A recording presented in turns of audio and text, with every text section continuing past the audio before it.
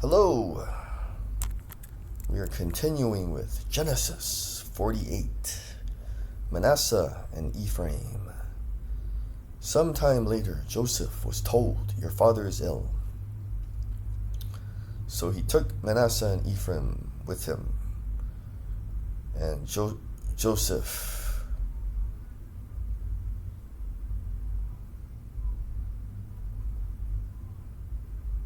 went to him, and Israel sat up on his bed.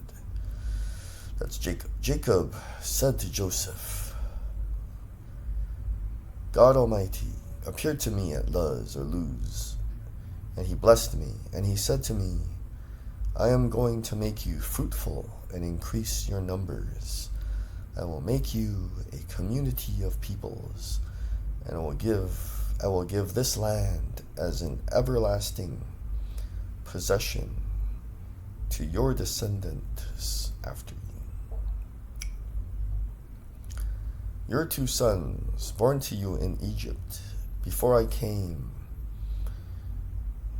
to you here, will be reckoned as mine. Ephraim and Manasseh will be mine, just as Reuben and Simeon are mine. Any children born to you after them will be yours. In the territory they inherit, they will be reckoned under the names of their brothers.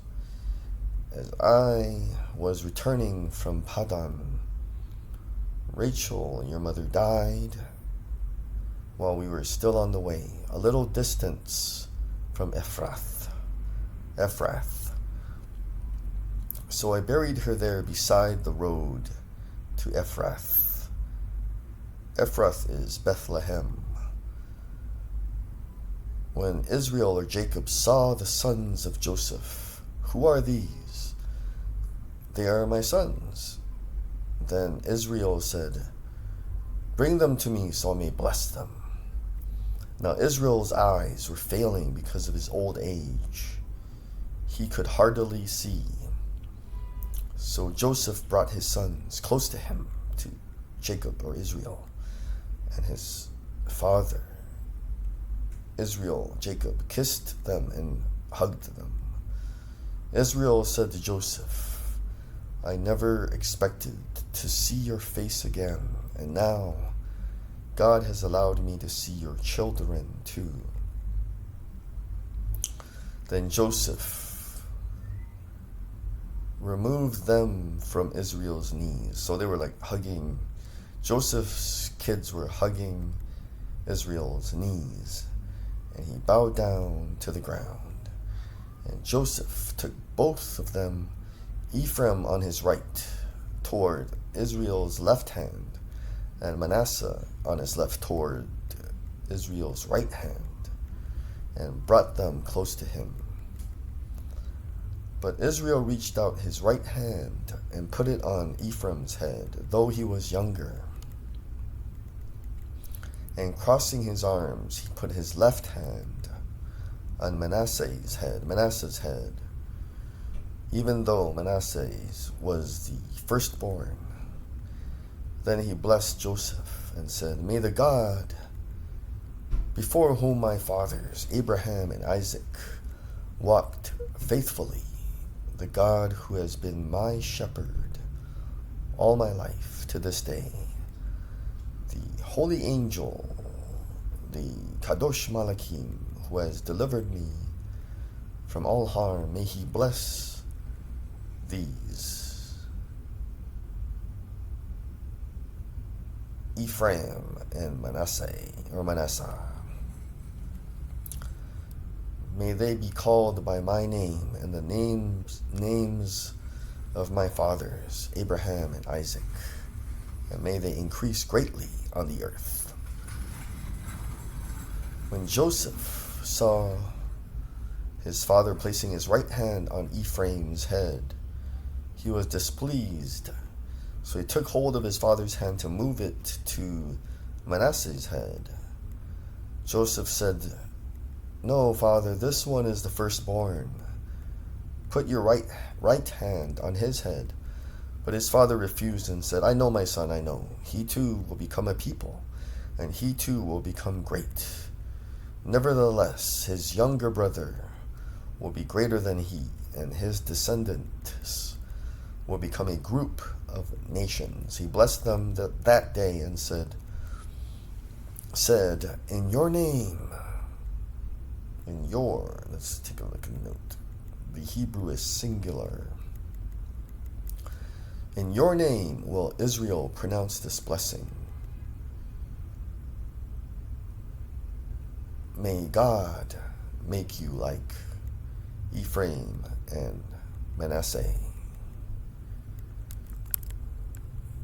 So he put Ephraim ahead of Manasseh.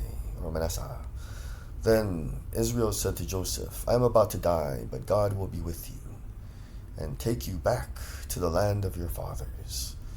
And to you I give one more ridge of land than to your brothers. The ridge I took from the Amorites with my sword and my bow. Let's keep going. Genesis 49. Jacob blesses his sons before he dies. The death of Jacob. Then Jacob called for his sons, gather around so I can tell you what will happen to you in days to come. Assemble and listen, sons of Jacob. Listen to your father Israel. Reuben, you are my firstborn, my might, the first sign of my strength, excelling in honor, excelling in power. Turbulent as the waters, you will no longer excel, for you went up onto your father's bed, onto my couch, and defiled it. Simeon and Levi are brothers. Their swords are weapons of violence. Let me not enter their council. Let me not join their assembly. For they have killed men in their anger and hamstrung oxen as they pleased. Cursed be their anger so fierce and their fury so cruel. I will scatter them in Jacob and disperse them in Israel. Judah, your brothers will praise you. Your hand will be on the neck of your enemies. Your father's sons will bow down to you. You are a lion's cub, Judah. You return from the prey, my son. Like a lion he crouches and lies down, like a lioness who dares to rouse him. The scepter will not depart from Judah, nor the ruler's staff from between his feet, until he to whom it belongs shall come.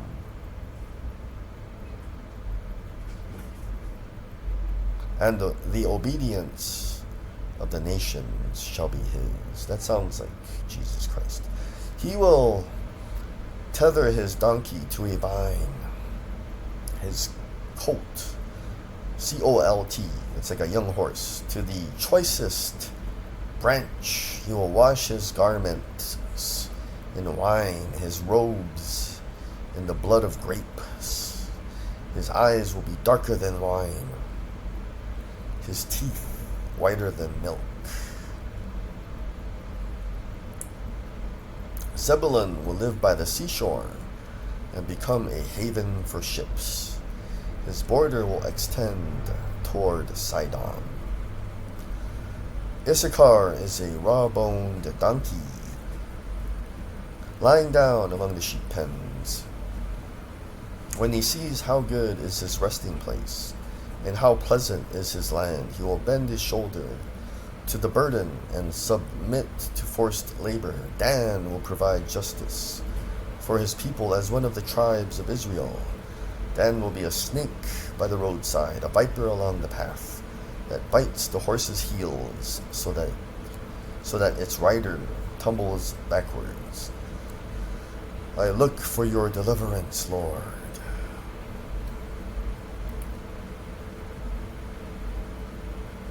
Gad will be attacked by a band of raiders, but he will attack them at their heels. Asher. Asher's food will be rich. He will provide delicacies fit for a king. Naphtali is a doe set free that bears beautiful fawns. Joseph is a fruitful vine near a spring whose branches climb over a wall. With bitterness, archers attacked him. They shot at him with hostility. But his bow remained steady, his strong arm stayed limber, because of the hand of the mighty one of Jacob, because of the shepherd, the rock of Israel, because of your father's God who helps you, because of the Almighty who blesses you with blessings of the skies above, blessings of the deep springs below, blessings of the breast and womb. Your father's blessings are greater than the blessings of the ancient mountains and the bounty of the age-old hills.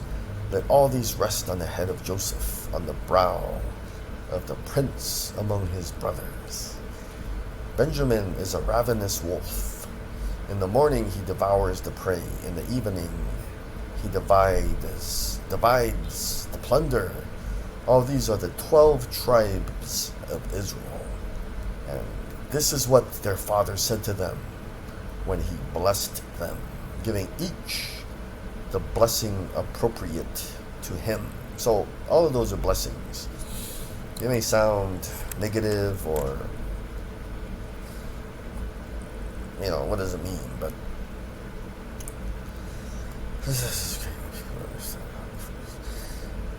But they're all blessings. The death of Jacob. Then he gave them these instructions. I am about to be gathered to my people. Bury me with my fathers in a cave in the field of Ephraim the Hittite, the cave in the field of Machpelah near Mamre in Canaan, which Abraham bought along with the field as a burial place from Ephraim the Hittite. There Abraham and his wife Sarah were born. There Isaac and his wife Rebekah were buried, and there I buried Leah. The field and the cave in it were bought from the Hittites. When Jacob had finished giving instructions to his sons, he drew his feet up into the bed, breathed his last, and was gathered to his people. So he went to heaven. He was gathered to his people. Let's keep going. Genesis 50. And it is titled, let's make this smaller so it is titled,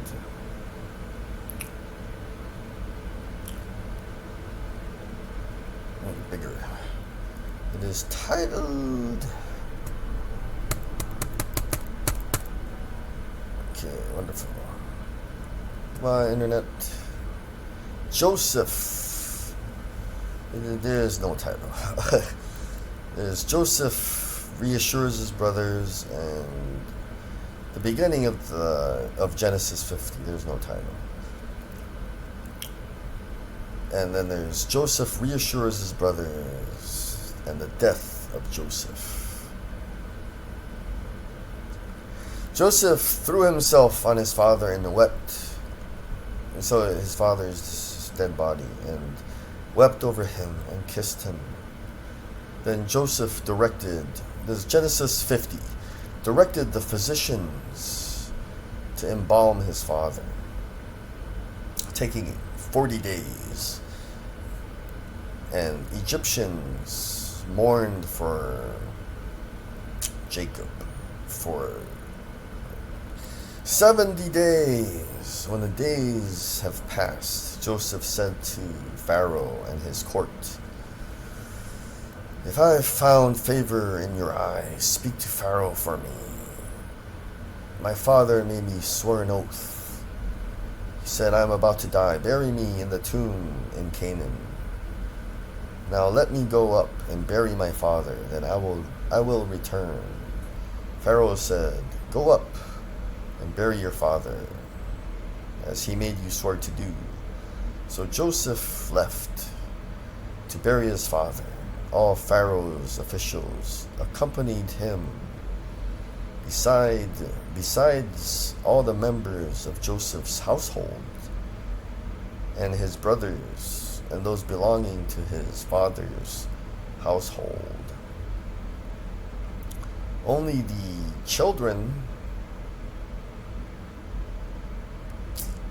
of course, their mothers, and there were people, so there were warriors guarding, were left there in Goshen.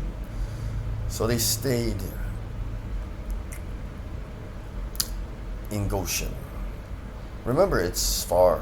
Remember, if you've been following along, Jacob, when he went from somewhere. He was living with his uncle Laban, and he had to go back to his father's home, Isaac's home. It was a long journey. He said his animals might die, and the women and children were so tired. So Joseph thought, why don't we just leave him at home, leave him at Goshen. So it was a large company that went to bury Jacob. When they reached the threshing floor of Atad near the Jordan, they lamented loudly and bitterly. And Joseph observed a 7-day period of mourning for his father. When the Canaanites who lived there, saw the mourning at the threshing floor of Atad, they said, the Egyptians are holding a solemn ceremony of mourning. That is why that place near the Jordan is called Abel Mizraim. So Jacob's sons did as he had commanded them. They carried him to Canaan and buried him in that cave.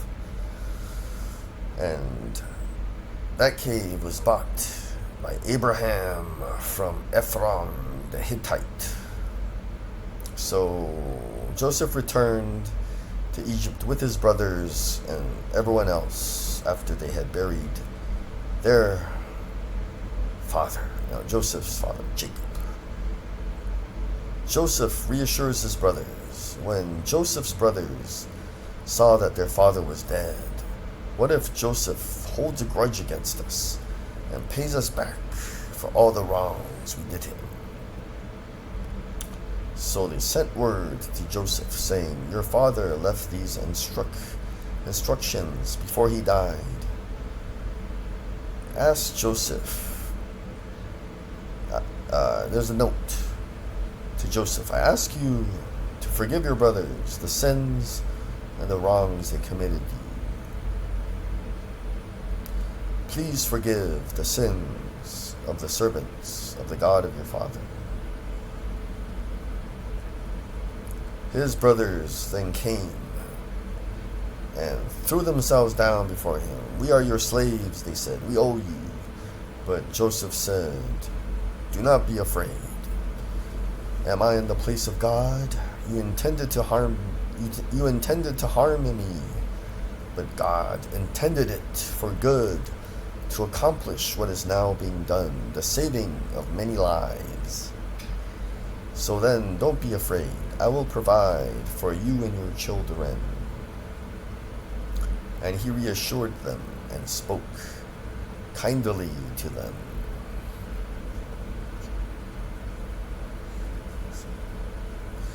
So, to beat them, Joseph said that, see, he is a prophet. God is speaking through Joseph. I is God. God will provide. So Joseph was saying, let's look at verse 21 of Genesis 50. Joseph again said, "Am I in the place of God? You intended to harm me, but God intended to save many lives. So do not be afraid. God will provide for you and your children." And he reassured them, said, "Yep, God will provide for you and your children." And he continued to speak nicely to them. The death of Joseph. Joseph stayed in Egypt with all his father's family. He lived 110 years. He saw the third generation of Ephraim's children, also the children of Machir, son of Manasseh, were placed at birth on Joseph's knees. Then Joseph said to his brothers, "I'm about to die, but God will come to your aid. God will provide for you and take you up out of this land and return. You will return." He's a prophet, so you see the future. "We will return one day to our land. The land he promised to Abraham, Isaac, and our father Jacob." And Joseph made them swear an oath. God will surely come to your aid. You have to go back and see when God was talking to Abraham, and Abraham was like, "I need to know, so I'm going to take 6 pieces of meat and birds, and you need to give me some kind of sign, what's going to happen." And then just darkness came around, and God and his Kadosh Malachim said, "You will be oppressed,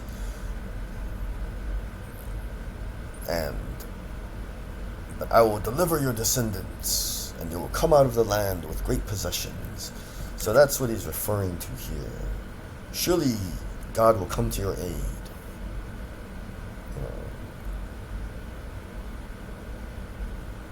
"And then you must carry my bones." So remember, when we're getting out of here in the future, remember to tell your kids and tell their kids, maybe tell their kids, when we're getting out of here, you gotta take my body out of here. So Joseph died, and they embalmed him, and he was placed in a coffin in Egypt. So that's Genesis. Thanks for listening. Keep God first.